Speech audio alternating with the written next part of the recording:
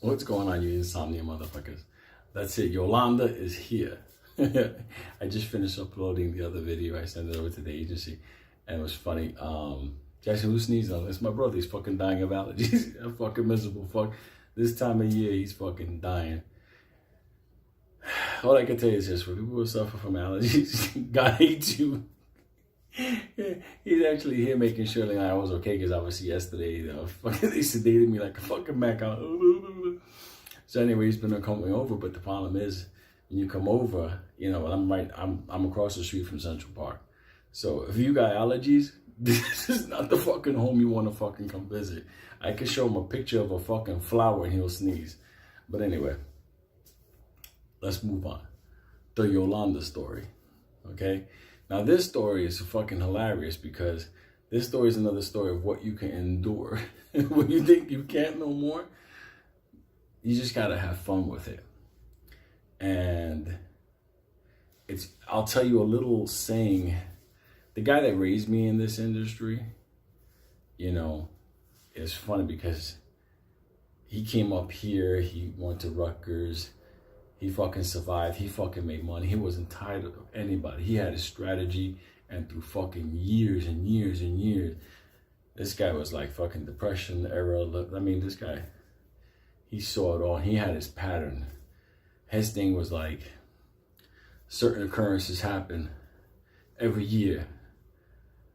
And Louis, if you just look at them every year, they come back. So it's called me Louis. I'm like, just cut out the ooey and just call me Lou. But anyway, no big deal. Love that motherfucker. When I go to heaven, I think he's the first one gonna be like that. But I'll tell you something he said to me at the end. Two important things. So I was about to tell you to remind me. So, all right, here we go. Me, Benito, Mad Mike, we're gonna go out to some type of a club party, something out in Queens. No big deal, you know. That for us was like fucking going to Wild Kingdom, you know, going to Queens. I was like, what the fuck is out in Queens?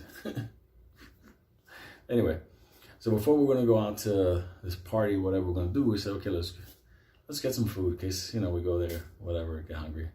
So Mad Mike came up with an idea, and he said, I know a fucking great fucking restaurant. So it's not like this is a fucking Zagat or Yelp. You just go off of people's recommendations. Back in the old days, we didn't have fucking Google. We didn't fucking look up, do they got mad cow disease? We didn't have any of that. So we would turn around, go off of people's recommendations. That's what made fucking New York City living fucking incredible. Just because you can get a fucking tip on a restaurant and be like, Jesus Christ, what the fuck is this? This is like the best steak I ever had or whatever. So we go out to Queens, okay? We go to this restaurant. Kind of looks like in a nefarious neighborhood, so it's okay. So we go in this restaurant and we sit down. We're looking at the menu. Like, the fucking menu is incredible. Like, holy shit. We're already gonna start ordering, and I'm looking at, it's like the meatloaf dish, mash, whatever, like that. It was like fucking great. I was like, this is a great find. It was a great find until the fucking NYPD stormed the fucking place. They fucking grabbed everybody, the cook, the waitress, the fucking cash register person. Little did we know, this place was like a drug money laundering fucking extravaganza. And the fucking kitchen was fucking dicing up kilos and meatloaf. So that led us all to, listen, by the way, I'm gonna tell you something. Well, you motherfuckers have never been arrested before. That's not the time to go. It wasn't me. I didn't do nothing. I don't know these people. That's not going to happen. Okay? It's not going to go, oh my God, it's so true. You don't look like you know these fucking criminals. Yeah, keep going. I fucking hate those people. It's like, guy, the cop got you. It doesn't matter if you're the fucking FedEx driver dropping off a box. He's going too. So they grab us. They fucking take us straight over to the fucking Queens courthouse. Now, for those of you that don't understand this fucking hellhole, little did I know that I was going to go into the dungeon of hell in this fucking place. You know, you're seeing it, whatever, it looks like in like okay neighborhood and stuff. That's until that fucking van pulled up to the back. And they took you out of that fucking van. All shackled to these fucking Guatemalans. You don't have any idea. And like, yo, Bing, where's my fucking meatloaf? Anyway, They take us in this fucking thing, and all of a sudden, we're like the fucking chain gang moving down the fucking hallway. And I'm gonna tell you, I'll go through the process, but fucking, I started noticing, man, Mike is a solid motherfucker. He'll fight the devil. But I didn't know he had one problem in him. This motherfucker's claustrophobic. So he's like claustrophobic, like, you can't even grab him. So he's handcuffed, and I already see he's fidgeting. So I'm telling him, why don't you just relax? We didn't do a fucking thing. We don't know these fucking people. At the end of the day, we're not going to be fucking tied to this. So Benito's like a fucking scream. He's still asking people for dishes on the menu. You know, if they're going to open up tomorrow. So we go down to the fucking pits of hell, and they got a processing thing. And this is like one of these weird fucking places where you moved around like fucking cattle from small cage to small cage to small cage, a smaller cage. And I see fucking Mike is fucking, he's talking to baby Jesus. You know, it's the process. Mike wasn't scared of cops. Nobody in my neighborhood was just afraid of cops. It's just one of these things. We fuck with them. You people had toys, we had cops. So for us, it was one of these things where it was just like business as usual. So once you're going in there, and everybody's used to Central Booking in Manhattan because we lived in Manhattan. So everybody in Harlem and Washington Heights, everything Lower East Side, you know, the LE, you guys already know Central Booking. You know, that place is a fucking pit of hell, but it's fucking the most entertaining place in the world. You know, one side you got somebody cracking jokes, and the other side you got somebody doing UFC fighting to the death. And a stockbroker that got grabbed sniffing too much cocaine in Tribeca. But moving over to Queens, that's a whole fucking new level of fucking wildness. All of a sudden, after we're processed, and you know, the cops there, they're always pricks. I don't know why they're pricks for. At the end of the day, we're still gonna date their sisters. But we keep moving down the hallway. And that's when we come to the Holiday Inn of Death, where we will spend 3 fucking days in a fucking room with 40 fucking gorillas. Now, they don't tell you you're gonna stay for 2 nights and 3 days, like a vacation type thing. You have no fucking idea.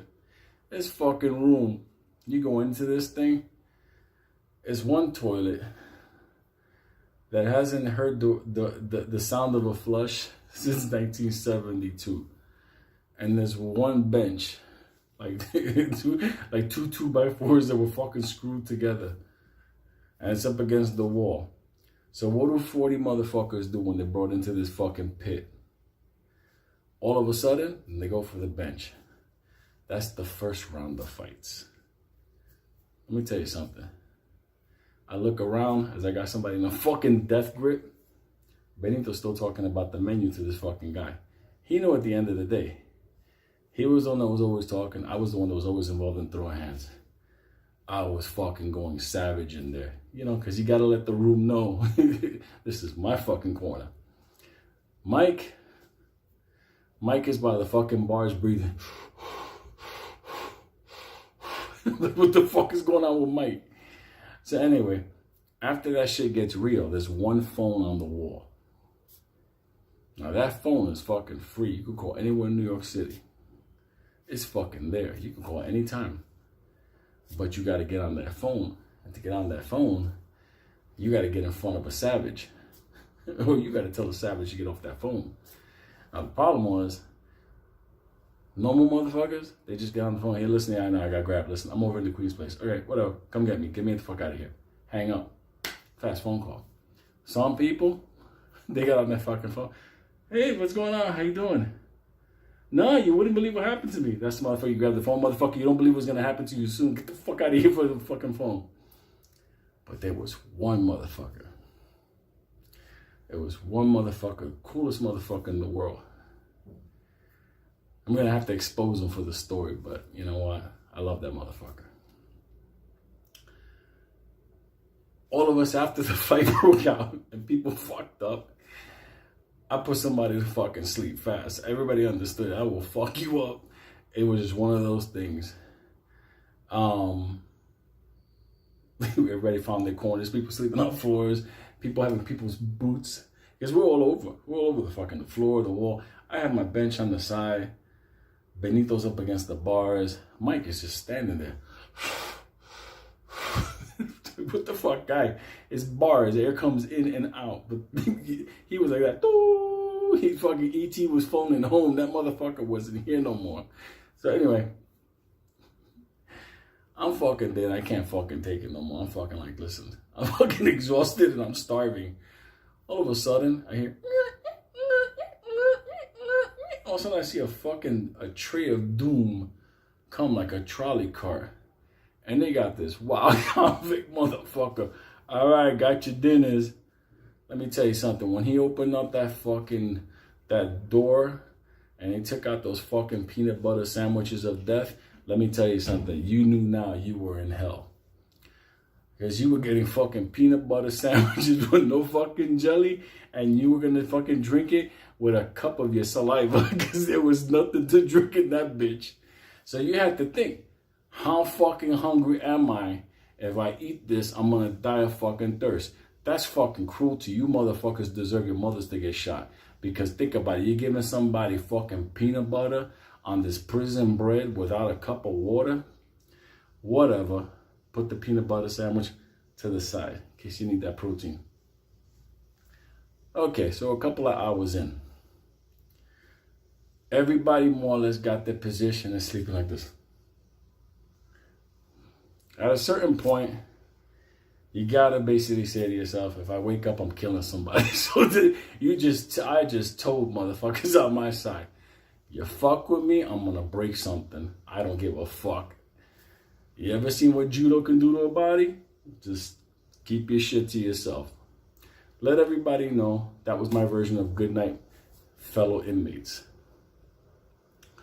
All of a sudden, I'm fucking sleeping. Must have been about an hour or something. The fucking light is on you. Your leg is over somebody else's leg or whatever. You start to hear, get off me, get off me. So immediately you wake up and you see one fucking guy who didn't come in with our bus, but, you know, they come from the courts or whatever. And this fucking guy was like this wild fucking upstate guy. And he, in the nighttime sleeping, was trying to take a shoe off of one of the fucking Guatemalans.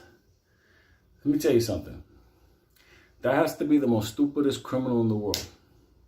You're going to take his shoes off and rob him. Where you going to go? You're going to run away? The fucking bars, dog. You're surrounded by cops. So what happened? Another fight breaks out. It's a fucking melee. Fucking everybody's going crazy. Don't touch me, whatever. Let me tell you something. By the time that fucking second melee went on, Benito, he's on the side, just giving him the look like. He was one of these, like, you know, observers. For some reason, the corner that he got, he was free from everything. But you couldn't, like, you know, like, go over to talk to him. One, because everybody's sleeping, you lose your spot, you trip on somebody, he thinks he wants to be a tough guy, and all of a sudden, the melee starts again. You got Mike over here, he's still... And I'm like, what the fuck Mike's doing? And nobody's going to the bathroom, so you can forget that, okay? So, we're there. So all of a sudden, this one guy gets up. And he walks over to the phone, because now the phone is free. And by the way, it's a phone that the cord is so long, you could choke like 50 Guatemalans with it. He picks up the phone. Yolanda, what you been doing? I'm still in here. Why ain't you bailing me out? Yolanda. Then he turned around. These motherfuckers ain't normal black people. He fucking stayed talking to Yolanda non-stop for hours. Yolanda, why don't you bail me out? Well, Yolanda, it's only $500. Yolanda, why don't you call my brother? Well, Yolanda, where you at? Yolanda. It was like to the point where it was like, dear guy, I don't think Yolanda wants you out of fucking prison. I'm sorry, hang up the phone on her. So this guy kept calling her all fucking, I fucking passed out. I think we had another melee that started because they brought in more people in the nighttime. You think we were packed now? It was worse. And people, when they first come in, they don't understand. Like, look, the motherfuckers that are there, they're already ready to do like murder because their life is fucked up, you know. So, I don't know, it was like 3 melees. You know, the cops scream, hey, get off, man, what are you gonna do, put us in jail? Anyway, Yolanda, these motherfuckers keep fighting. Yolanda, I can't have this. Yolanda, I can tell you why you can't have it, leader. I can tell you why he was dying for Yolanda to get him out. I look over at Benito. Benito's fucking stretched out like he's in fucking Club Med.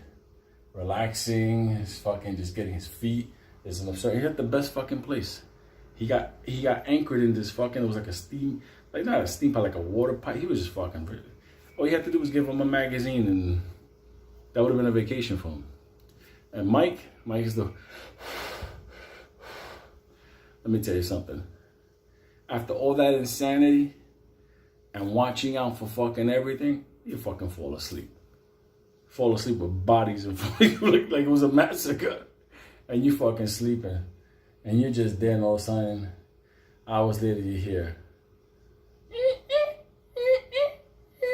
All of a sudden the fucking food car comes and like, what fucking time is it? What is this? I got your breakfast. Breakfast? Where's the fucking sun? All of a sudden, we got those fucking peanut butter sandwiches again. I'm like, what the fuck, man? When are we gonna drink water? Water. No fucking water. They fucking handed out some fucking warm milk. Fucking Benito's like, no, guy. What's with the warm milk? You got anything like they're refreshing? And the guy tells Benito, what the fuck you think? You in a plane? Do you think this is first class? Is your fucking milk or is your saliva? Yo, you know, you start laughing because only Benito will fucking do something like that. You're so fucking tired. What are you gonna do? You go back to sleep. So I'm sleeping a couple of hours because we're all waiting for the judge to see us. You know, very soon they're gonna bring us out like fucking cattle to go to the judge. But anyway, I'm sleeping again. I'm fucking stiff neck. I'm just like watching to like make sure nobody, any sound of anything. I'm ready to fucking chip teeth. All of a sudden, Yolanda, are you doing this to me on purpose? Let me tell you something. No fucking so fucking roared laughing. After a while, let me tell you something. Even though we were in fucking misery, motherfuckers were facing years, and I probably knocked you the fuck out, whatever, people were just laughing. Yo, call Yolanda. Where she's at. She's at sister. After a while, I was like, maybe Yolanda's with her other man. Maybe she at the end of the day told him, listen, try my man's pajamas on. They look like they fit you. He was like, my Yolanda would never do that. Yeah, but Yolanda's not bailing you out. Fucking hilarious. All this time, Mike is still... He's like in this fucking mode, like, you know, breathe in, breathe out, breathe in. He's not listening to us. We try to talk to him. That shit wasn't working. So we're in this fucking thing for a fucking, I don't know how long. And then, finally, they fucking come over after I don't know how many peanut butter sandwiches that nobody was touching. They come over and say, all right, you guys get ready. Get ready? What the fuck? After we survive this fucking thing, what are we getting ready for? We're gonna meet the devil down the hall? They fucking move us into the ultimate pit of death. If you thought this was the Fight Club, that was the arena of death over there. You know why? Because there's this cell, that cell, that cell, that cell, and they all merge in one. Let me tell you something. And there was one window where the attorney would open up the window. I'm not fucking lying to you. For all you motherfuckers in Queens, fact check me. Fucking help this out. This fucking window opened up like that. And they will call your name. And then you will go and you will have your fucking indictment ready. So all of a sudden, the fucking window opens up. And you got people fucking, nah, fuck that shit. I ain't gonna take that. You ain't my attorney. Where's my attorney? Fuck this shit. All of a sudden the shit will close. Hey, where you going, motherfucker? Where you going? What the fuck? All of a sudden that shit would open up again and it'll be another attorney. Where's the other guy? Well, I don't know about that. Lewis something, whatever. So I fucking go and I'm like, listen, guy, let me tell you something. When we go to the judge, the indictment that you have doesn't have me listed there. I was grabbed with everybody. Yeah, I know, and everybody tells us that. And that's when I had to tell this attorney, if I go with these motherfuckers, I'm going to come get you in your office. And at that point, that's when he understood. Just, what do you mean you weren't part of this? He got fucking He got that idea real fast. I was going to come out of prison and go crack his fucking head. Oh, he's busy with a client. Don't worry about it. I'm just going to fuck him up and come out. So all of a sudden, I tell him, listen, me, this motherfucker, and that guy breathing at the gate, we were grabbed in this fucking restaurant. We have nothing to do with these fucking people. We're fucking customers of a business. He looks at me with this, All of a sudden, that fucking window closes. And we in this fucking place, man. Oh my God. You haven't heard people. But I'm fucking innocent. What the fuck? What's a half a pound of cocaine? What do you think brings it into this country? We're like, Jesus Christ, motherfucker. Just shut up already. Do some time. God damn. Then you got the criers. What are you gonna do? The fucking attorney said, I'm not your fucking judge.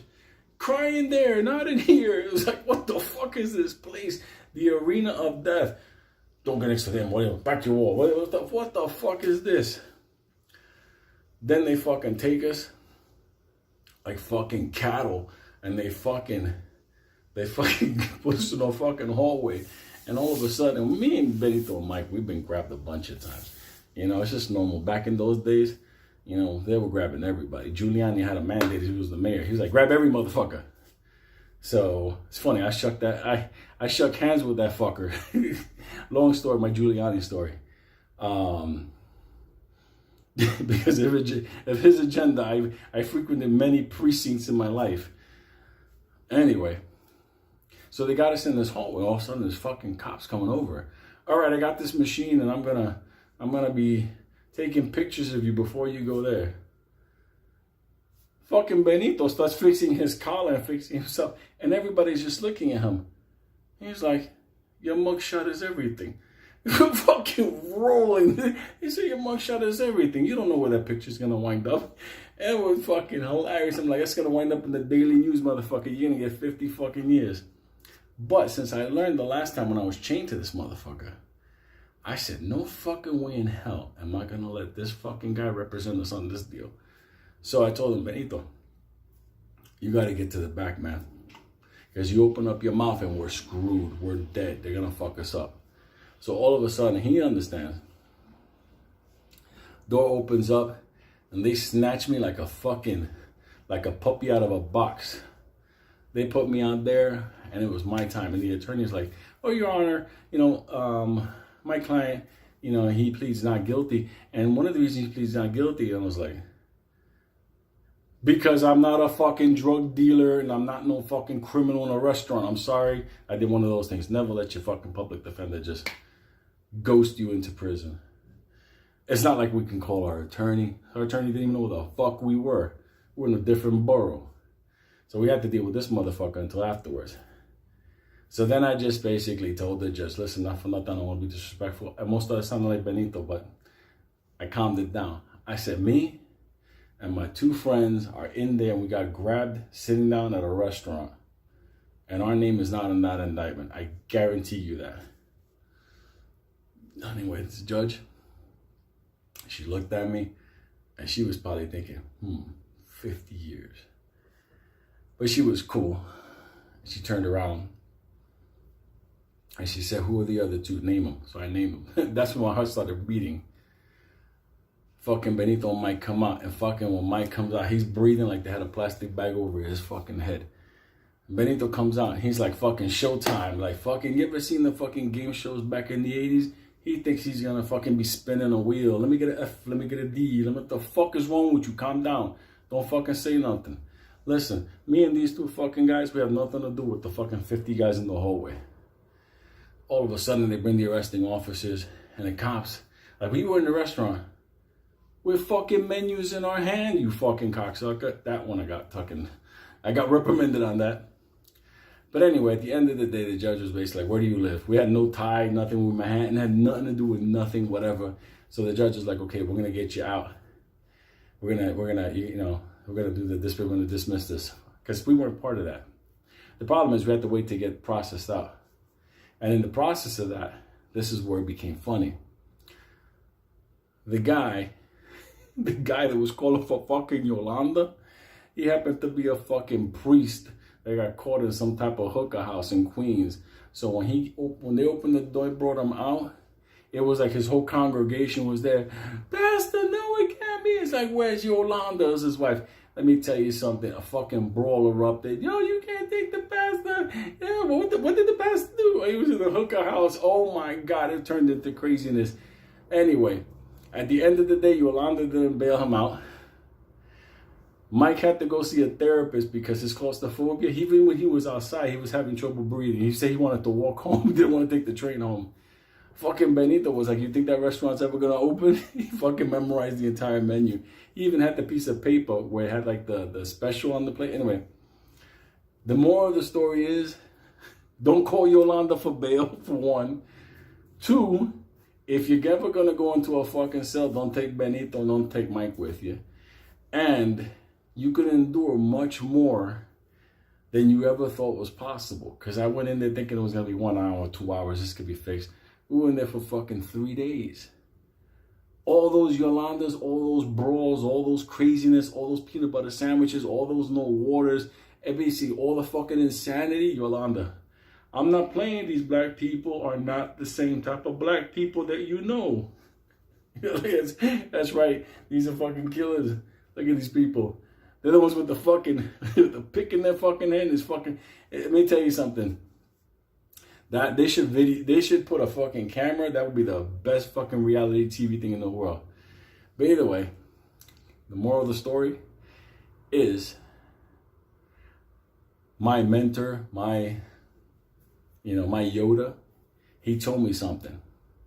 He said the 1% is the 1% because they could wait out the 99%. Think about that for a second. So whenever you guys are thinking, I'm holding, when Lou, I'm holding, I'm on 2, whatever, remember what my Yoda told me. And remember, Benito and Mike and me in that fucking place for 3 fucking days. No sunlight, no window, no nothing. When we came out, people going to work dressed like in fucking regular clothing. And we're like that fucked up. We're like, we're in fucking clothing to go out, whatever. Go fucking do some transsexual, transmifidite fucking, whatever the fuck we were going to do that night. And all of a sudden, people going to work. What day is it? where the fuck is it? What neighborhood is this? I never go to fucking Queens after that. So only last, well, no, I actually got grabbed at JFK Airport. That was another story. It was fucking hilarious. But I stole a fucking bagel and coffee from a federal agent. That's a fucking scream.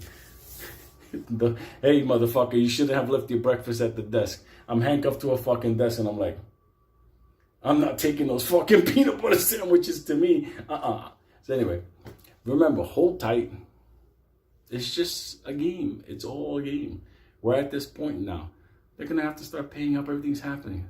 I told you that Yolanda story because, 1, it was fucking funny. 2, we had to fucking hold and hold and hold. Try looking at that bathroom for 3 fucking days and having no water. I mean, Yolanda, bitch, are you doing this to me on purpose? This is a fucking Baptist minister. He's calling her all kinds of fucking things. You see when I'm going to burn your fucking weeds, you fucking bitch, when I catch you. And all of a sudden he comes out and says, oh, it was a Deegan. That's what it was. Deegan, oh my God, why did they have you? Because he got caught in a fucking whorehouse in fucking Queens. That fucking nefarious fuck. I'll never, when I hear the name Yolanda, I'm like, oh shit, am I in jail? Anyway, hope you had some fucking fun. The vote came in and tomorrow's the funeral. And then it's going to be Mad Cow taking over a hospital.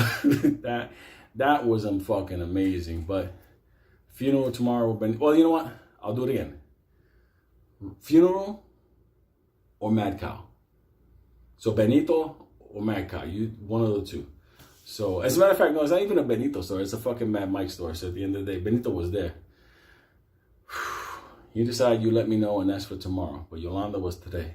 Remember, the 1% is the 1% because they can wait out the 99%. Okay? So when you guys are holding for this to happen, remember, they're counting on you on folding. And you don't have to fold because I told you. Remember? It's now. So, love you motherfuckers. Oh, and what did my Yoda tell me when he passed away in 2015 and told all his people? I love all of you. Think about that. That was an amazing way to end. So, a long life of making a lot of money, knowing people from all around the world, being known for that strategy. And his last words to all of us was that he loved us. So, I love you, motherfuckers. Melania, I love you too. Oh, dude, we love people. Lots of people. And that's it. Have some fun and let's get this going.